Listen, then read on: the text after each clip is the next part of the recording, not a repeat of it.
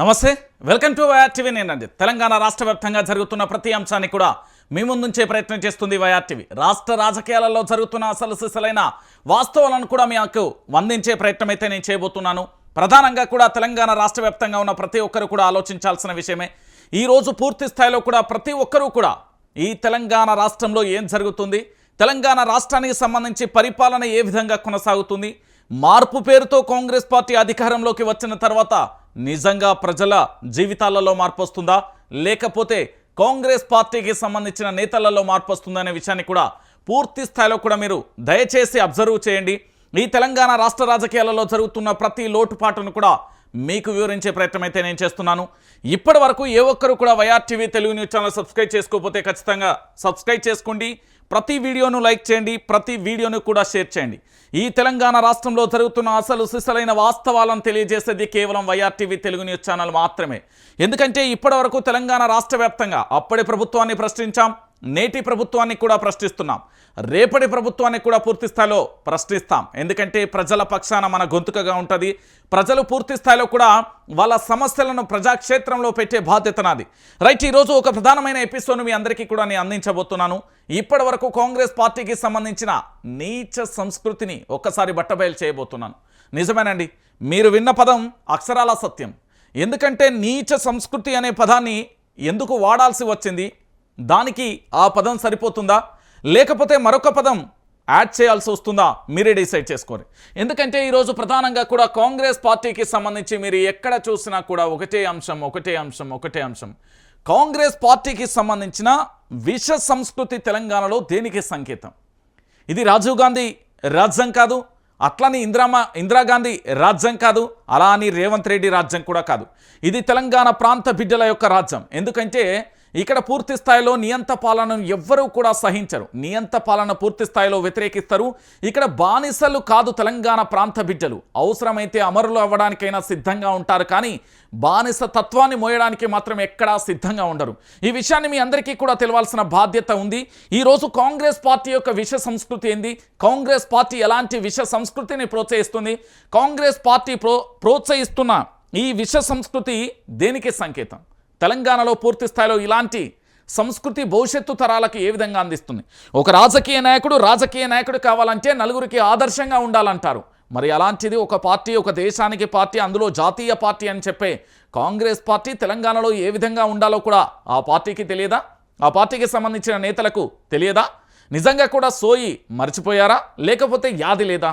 Congress party విష సంస్కృతి దేనికి సంకేతం? ఇది నేను చెప్పడం లేదు, అక్షరాల సాక్ష్యాలను చూపెడుతూ ఒక్కొక్క అంశాన్ని కూడా మీతో మాట్లాడే ప్రయత్నం అయితే నేను చేస్తాను. ఒకసారి చూడండి, కాంగ్రెస్ విష సంస్కృతి రక్త చరిత్ర లిఖిస్తున్న హస్తం పార్టీ నేతలు, గాంధేయవాదం, ప్రేమ దుకాణాలు అంటూ ప్రవచనాలు, అధికారం అండతో రెచ్చిపోతున్న కార్యకర్తలు, ఏడాది కాలంలో పెరిగిపోతున్న రాజకీయ దాడులు, ప్రతిపక్ష నాయకులు, జర్నలిస్టులే టార్గెట్లు. తాజాగా యాదాద్రి భువనగిరి జిల్లాకు సంబంధించిన బీఆర్ఎస్ పార్టీ కార్యాలయంపై దాడి కూడా దేనికి సంకేతం అనేది ఒకసారి మీరు ఆలోచించాలి. చెప్పేవేమో నీతి సూక్తులు, మరి చేసేటేంటియో మీ కళ్ళ ముంగట లైవ్లో కనబడుతున్నాయి. ఎందుకంటే కాంగ్రెస్ పార్టీకి సంబంధించి పూర్తి స్థాయిలో గాంధేయవాదం అంటూ ఒక రాగాన్ని, కూని రాగాన్ని తీస్తున్నారు. దాంతోపాటు ప్రేమ దుకాణాలు అంటూ ప్రవచనాలు ఇస్తున్నారు. కానీ రియాలిటీగా జరిగే ఎపిసోడ్ ఏంటో మీకు కూడా తెలుసు. ఎందుకు నేను ఈ విషయాన్ని చెప్తున్నానంటే, తెలంగాణ ప్రాంత బిడ్డలారా, కాంగ్రెస్ పార్టీ అనేది ఒకప్పటి కాంగ్రెస్ పార్టీ కాదు. ఇప్పటి కాంగ్రెస్ పార్టీ పూర్తిగా కూడా కల్తీ అయిపోయిన ఈ కాంగ్రెస్ పార్టీ గురించి మనం ఎక్కువగా కూడా మాట్లాడుకోవాల్సిన అవసరం లేదు. ఈ కాంగ్రెస్ పార్టీ విషయంలో మీరు ఎంత తక్కువ ఆలోచించినా, ఈ పార్టీ గురించి ఎంత తక్కువ ప్రచారం బంధు పెడితే అంత మంచిది. ఎందుకంటే ఈ నీచ సంస్కృతి తెలంగాణలో ఎక్కడా లేదు. దాడులు, ప్రతి దాడులు అనేది తెలంగాణ రాష్ట్రంలో ఏ మూలకెళ్ళినా కూడా కనిపించవు. కానీ ఈరోజు పూర్తి స్థాయిలో ఏం జరుగుతుంది అనేది ఒక్కొక్క అంశాన్ని కూడా మీకు చూపించే ప్రయత్నం చేస్తాం. ఒకసారి చూడండి, వరుస దాడులు, దౌర్జన్యాలు, ఆగని హింస, గాంధేయవాదం తమదని చెప్పుకునే పార్టీ ప్రేమ దుకాణాలను తెరిచామని చాటుకునే రాహుల్ గాంధీ, కానీ ఆచరణలో మాత్రం హింసాత్మకమైన ప్రకృతి, అల్లకల్లోలం సృష్టిస్తున్నారు. అధికారాన్ని అడ్డం పెట్టుకుని గూండాయిజాన్ని ప్రదర్శిస్తున్నారు. పోలీసులకు ఫిర్యాదులు అందినా పట్టించుకున్న పాపాన పోవడం లేదు. శనివారం యాదాద్రి భువనగిరి జిల్లా బీఆర్ఎస్ పార్టీ కార్యాలయంపై దాడి చేయడంతో వారి దాడుల చరిత్ర విస్తృత చర్చనీయాంశంగా మారింది. తమకు ఎవరు అడ్డన్నట్లుగా ప్రవర్తిస్తున్న కాంగ్రెస్ అరాచక సంస్కృతికి నిదర్శనాలు ఒకటి కాదు రెండు కాదు చాలా ఉన్నాయి. కాంగ్రెస్ పార్టీ అధికారంలోకి వచ్చినప్పటి నుంచి కోకొల్లలుగా జరుగుతున్న ఈ విష దాడులకు సంబంధించి పూర్తి స్థాయిలో ఎక్కడికక్కడికి కూడా ఖండించాల్సిన అవసరం ఉంటుంది. మొన్న జరిగిన ఎన్ఎస్యుఐకు సంబంధించి యాదాద్రి భువనగిరి జిల్లాకు సంబంధించిన బీఆర్ఎస్ పార్టీ కార్యాలయంలో దాడితో పాటు అక్కడ రాష్ట్ర మాజీ ముఖ్యమంత్రి కల్వకుంట్ల చంద్రశేఖరరావు గారి ఫోటోను పట్టుకొని నేలకేసి కొట్టిండు చూడు. చాలా పెద్ద తప్పు చేసిండు బిడ్డ. కాంగ్రెస్ పార్టీ చాలా పెద్ద తప్పు చేసింది. కాంగ్రెస్ పార్టీ హింసాత్మకమైన ధోరణికి అదొకటి నిదర్శనం. రేవంత్ రెడ్డి యొక్క అరాచకమైన పాలనకు ఆ ఫోటో ఒకటి నిదర్శనం. ఎందుకు నేను ఈ మాటలు చెప్తున్నానంటే ఇవన్నీ కూడా వాస్తవాలు, ఇవన్నీ కూడా నిజాలు. మొన్నటి రోజున జరిగిన ఎన్ఎస్యుఐకు సంబంధించి పూర్తి స్థాయిలో వాళ్ళందరూ కూడా దాడి చేస్తున్న దృశ్యాలన్నీ కూడా చూస్తాం. వారి వెనక ఎవరు ఉన్నారు, ఎవరు ప్రేరేపించారు, ఎందుకు దాడి చేయాల్సి వచ్చింది అనే విషయాన్ని పక్కన పెడితే ఒక రాష్ట్రానికి సంబంధించిన మాజీ ముఖ్యమంత్రి, దాంట్లో 14 సంవత్సరాలు కూడా నిర్విరామంగా నిరాటకంగా ఉద్యమాన్ని కొనసాగించిన కల్వకుంట్ల చంద్రశేఖరరావు ఫోటో తీసి నేలకేసి కొట్టిండు. అది కాంగ్రెస్ పార్టీ పతనం, కాంగ్రెస్ పార్టీ ఇక జీవితంలో తెలంగాణలో రాదు అని చెప్పడానికి ఒక నిదర్శనం. ఎందుకు నేను ఈ మాట చెప్తున్నానంటే పూర్తి స్థాయిలో దాడులు ప్రతి దాడులు అనేది కరెక్ట్ పద్ధతి కాదు. ఈ తెలంగాణలో ఇలాంటి విష సంస్కృతి ఎన్నడూ లేదు, నాడు లేదు, నేడు కూడా ఉండకూడదు, భవిష్యత్తులో కూడా రాకూడదు. ఇది ఇక్కడ తెలంగాణ అంటే ప్రేమ, అనురాగాలకు, ఆప్యాయతలకు ప్రతీక తెలంగాణ రాష్ట్రానికి సంబంధించి ఉంటుంది. మీరు ఇప్పటికే నేను మళ్ళీ ఘంటాపదంగా చెప్తున్నా, ఆంధ్రప్రదేశ్ రాష్ట్రానికి మీరు కనుక వెళ్తే అక్కడికి వెళ్ళి ఓ కుటుంబం దగ్గరనో లేకపోతే ఇంటి దగ్గరనో అడిగితే బిడ్డ మీరు ఏం కులపోలు, మీ వృత్తి ఏంది, ఏం కథ అని అడుగుతారు. కానీ తెలంగాణ పల్లెలో అడుగు పెట్టగానే అరుగు మీదకి రాగానే బిడ్డ ఎక్కడి నుండి వస్తున్నాయి, నన్ను మంచినీళ్ళు అవుతావు, కూసో బిడ్డ కాసేపు అంటారు. ఇది తెలంగాణ సంస్కృతి. తెలంగాణ ప్రాంతం అంటే ప్రేమ అనురాగాలను పంచిస్తుంది. తెలంగాణ ప్రాంతం అంటే పూర్తి స్థాయిలో కూడా ఆపద అంటే నేనున్నానని ఆదుకునే ఈ తెలంగాణ రాష్ట్రంలో ఇలాంటి విష సంస్కృతి దేనికి సంకేతం అనేది కూడా మీరు ఆలోచించాలి. ఈరోజు తెలంగాణ రాష్ట్ర వ్యాప్తంగా జరుగుతున్న ఈ విష సంస్కృతిని ఎక్కడికక్కడికి కూడా కట్టడి చేసే ప్రయత్నం మనందరం కూడా చేయాలి. అసలు ఏం జరిగింది? ఇప్పుడు 365 రోజులలో ఈ కాంగ్రెస్ పార్టీ చేసింది, తెలంగాణ భవన్పై దాడి చేసింది. దేనికోసం చేసింది? తెలంగాణ భవన్ మీద దాడి చేయాల్సిన అవసరం ఏంది? బీఆర్ఎస్ పార్టీ కార్యకర్తలపై కాంగ్రెస్ పార్టీ మీద దాడి చేయలే కదా, ఢిల్లీలో ఉన్న కాంగ్రెస్ పార్టీ కార్యాలయం మీద దాడి చేయలేదు కదా, ముఖ్యమంత్రిని ఏనాడు అడ్డుకోలేదు కదా. ఈరోజు తెలంగాణ భవన్లో దాడి జరిగింది కదా, అది దేనికి సంకేతం అంటున్నా. ఇది రాష్ట్ర ముఖ్యమంత్రి యనుమల రేవంత్ రెడ్డి గారే చెప్పాలి, లేదా కాంగ్రెస్ పార్టీకి సంబంధించిన అధ్యక్షుడు మహేష్ కుమార్ గౌడే చెప్పాలి. ఒక పార్టీ కార్యాలయం మీద దాడి చేయమని ఎందుకు ప్రోత్సహిస్తున్నారు? పార్టీ కార్యాలయానికి సంబంధించి దాడులు ప్రతి దాడులు దేనికి సంకేతం? తెలంగాణలో ఇలాంటి విష సంస్కృతి దేనికి సంకేతం అనేది ఈ రాష్ట్ర ముఖ్యమంత్రి గారే చెప్పాలి. దానితో పాటు అది యాది మరొక ముందుకే మళ్ళొకసారి బీఆర్ఎస్ వర్కింగ్ ప్రెసిడెంట్ కేటీఆర్ కారుపై దాడి చేసి బీఆర్ఎస్ పార్టీకి సంబంధించిన కేటీఆర్ తన యొక్క పర్యటనలో భాగంగా వెళ్తున్న తరుణంలో పూర్తి స్థాయిలో తన కారు మీద కూడా దాడి చేసిన ఘటనలు చూస్తాం. అంటే ఈ దాడులు ప్రతి దాడులు దేనికి సంకేతం?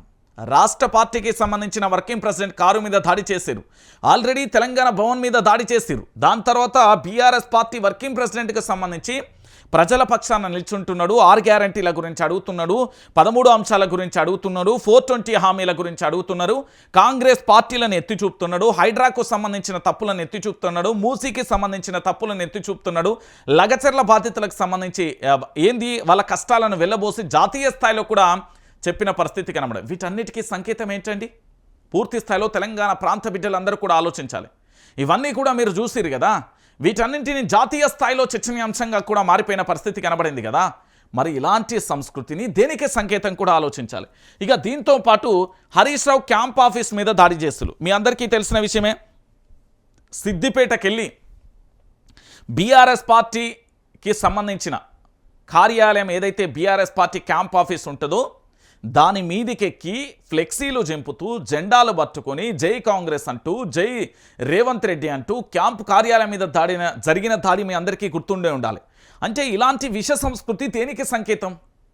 అంటే పూర్తి స్థాయిలో ఇక్కడ సంక్షేమ పథకాలను అమలు చేయండిరా నాయనా అని ప్రభుత్వాన్ని బంగారు పల్లెంలో తీసుకెళ్లి కుర్చీ మీద కూర్చోబెడితే ఈరోజు విష సంస్కృతిని పూర్తి స్థాయిలో ఇష్టానుసారంగా దాడులు చేస్తున్న ఈ సంస్కృతిని మనం ఎట్లా చూద్దాం అనేది కూడా తెలంగాణ ప్రాంత బిడ్డలందరూ కూడా ఆలోచించాలి. నేను ఎందుకు ఈ విషయాన్ని చెప్తున్నానంటే యావత్తు తెలంగాణ సమాజం కూడా ఆలోచిస్తుందని. ఈరోజు పూర్తి స్థాయిలో కూడా సిద్దిపేటలో జరిగిన క్యాంప్ ఆఫీస్ దాడిని మనం ఏ విధంగా చూద్దాం?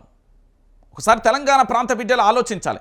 తెలంగాణ భవన్ మీద జరిగిన దాడి మరొక ముందుగా కేటీఆర్ కాన్వాయ్ మీద జరిగింది. అది దడవకం అది మొత్తం పూర్తి స్థాయిలో తెలంగాణ ప్రాంత బిడ్డలు మరొక ముందుకే మళ్ళొక్కసారి హరీష్ రావు క్యాంప్ ఆఫీస్ మీద దాడి జరిగింది. సరే ఇదన్న యాది మరొక ముందుకే సునీత లక్ష్మారెడ్డి ఇంటిపైన కూడా దాడి జరిగింది. అంటే చూడండి, ఈ కాంగ్రెస్ పార్టీ ఎలాంటి సంస్కృతిని పెంచి పోషిస్తూ అడిగడుగున పూర్తి స్థాయిలో మూలాలను ఏ విధంగా పెనవేసుకుని ఉన్నదో మీరందరూ కూడా ఆలోచించాలి. ఈ విషయాన్ని యావత్తు తెలంగాణ సమాజం కూడా ఆలోచించాలి. ఈ విషయాన్ని తెలంగాణ ప్రాంత బిడ్డలందరూ కూడా ఆలోచించాలి. బీఆర్ఎస్ పార్టీకి సంబంధించిన రాష్ట్ర కార్యాలయం మీద దాడి జరుగుతుంది. BRS party working president convoy మీద దాడి జరుగుతుంది. హరీష్ రావు క్యాంప్ ఆఫీస్ మీద దాడి జరుగుతుంది. దాంతోపాటు సునీత లక్ష్మారెడ్డికి సంబంధించి ఇంటి మీద దాడి జరుగుతుంది ఇటుక పిల్లలతోని. అది మరొక ముందుకే గ్యాదర్ కిషోర్ మీద దాడి జరుగుతుంది. అంటే ఈ తెలంగాణలో ఎలాంటి సంస్కృతి ఉంది? గ్యాదర్ కిషోర్ మీద కూడా దాడి జరగడం అనేది దేనికి సంకేతం? తెలంగాణ ప్రాంత బిడ్డలందరూ కూడా ఆలోచించాలి. గ్యాదర్ కిషోర్ మీద కూడా దాడి జరిగింది అంటే ఈ తెలంగాణలో ఎలాంటి సంస్కృతిని పెంచి పోషిస్తున్నదో కాంగ్రెస్ పార్టీ ఒకసారి ఆలోచించాలి. సరే ఈ ఘటనతోనైనా ఆగిపోతుందా అంటే పువ్వాడ అజయ్ వాహనాల మీద కూడా దాడి చేసిన పరిస్థితి కనబడుతుంది. అంటే పూర్తి స్థాయిలో కూడా ఏంది, అక్కడ వరదలు వచ్చి పూర్తి స్థాయిలో సహాయం చేస్తూ ఉంటే ఆయన వాహనాల మీద కూడా దాడి చేసిన సంఘటన చోటు చేసుకున్నది.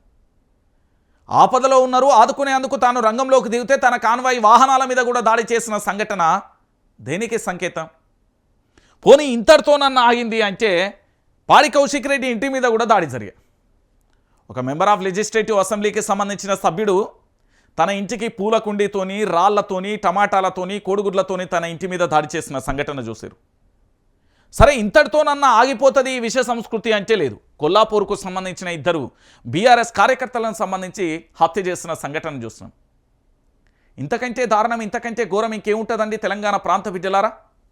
సరే ఇది ఇంతటితోనే ఆగుతుందా అంటే జర్నలిస్ట్ శంకర్ మీద కాంగ్రెస్ గూండాల దాడి చేసి, సరే ఇంతటితోనే ఆగుతుందా అంటే మహిళా జర్నలిస్టుల మీద దాడి చేసి, దాంతోపాటు సినీ నటుడు అల్లు అర్జున్ ఇంటి మీద దాడి చేసి. అంటే ఈ సంఘటనలన్నీ ఎందుకు చెప్తున్నానంటే యావత్తు తెలంగాణ సమాజం కూడా ఆలోచనలో పడాలి. ఈరోజు తెలంగాణలో పరిపాలన జరుగుతుందా లేకపోతే దాడులు జరుగుతున్నాయా, హింసాత్మకమైన సంఘటనలు చోటు చేసుకుంటున్నాయా అనేది కూడా ఒకసారి ఆలోచించండి. తెలంగాణ రాష్ట్రంలో 365 రోజులలో కాంగ్రెస్ పార్టీ అధికారంలోకి వచ్చిన తర్వాత ఇక్కడ తెలంగాణ భవన్ మీద దాడి, BRS working president KTR car మీద దాడి, హరీష్ రావు క్యాంప్ కార్యాలయం మీద దాడి, సునీత లక్ష్మారెడ్డికి సంబంధించిన ఇంటి మీద దాడి, గ్యాదర్ కిషోర్ మీద దాడి, పువ్వాడ అజయ్ వాహనాల మీద దాడి, పాడి కౌశిక్ రెడ్డి మీద ఇంటి మీద దాడి, కొల్లాపూర్కు సంబంధించిన ఇద్దరు బీఆర్ఎస్ కార్యకర్తల హత్య, జర్నలిస్ట్ శంకర్ మీద కాంగ్రెస్ గూండాల దాడి, మహిళా జర్నలిస్టుల మీద దాడి, సినీ నటుడు అల్లు అర్జున్ ఇంటి మీద దాడి. అంటే ఈ 11 సంఘటనలు అంటే నెలకో సంఘటన జరిగింది. ఇప్పుడు మళ్ళా నిన్నో సంఘటన జరిగింది. యాదాద్రి భువనగిరి జిల్లాకు సంబంధించిన బీఆర్ఎస్ పార్టీ కార్యాలయం మీద దాడి జరిగాయి. అంటే 12 నెలలలో 12 సంఘటనలు చోటు చేసుకున్నాయి. నెలకో సంఘటన చొప్పున వేసుకున్నా 12 సంఘటనలు చోటు చేసుకున్నాయంటే ఇంతకంటే దారుణం ఇంకొకటి ఏముంటుందండి తెలంగాణ ప్రాంత బిడ్డలారా? ఈ తెలంగాణలో ఇలాంటి విష సంస్కృతిని పెంచి పోషిస్తూ ఉంటే మనందరం ఏ విధంగా చూస్తూ ఉందామంటున్నా. ఇది ఒకసారి తెలంగాణ యావత్తు సమాజం కూడా ఆలోచించాలి కదా. ఇలాంటి నీచ సంస్కృతి దేనికి సంకేతం? భవిష్యత్తులో ఇలాంటి సంస్కృతి వల్ల మన తెలంగాణలో ఏం జరుగుతుంది? ఇలాంటి సంస్కృతితో తెలంగాణ ప్రాంత బిడ్డలు ధైర్యంగా ఏ విధంగా పూర్తి స్థాయిలో కూడా ఏం జరుగుతుంది అనేది కూడా ఆలోచించాలి. తెలంగాణ ప్రాంత బిడ్డలారా, నేను మళ్ళీ చెప్తా ఉన్నా. ఈరోజు తెలంగాణ రాష్ట్ర వ్యాప్తంగా కూడా జరుగుతున్న ఈ సంఘటనకు సంబంధించి ఎట్లా చూద్దాం అనేది కూడా మీరు అందరూ కూడా ఆలోచించాలి దయచేసి. 12 సంఘటనలు చోటు చేసుకున్నాయి. 12 సంఘటనలు చోటు చేసుకున్నాయండి.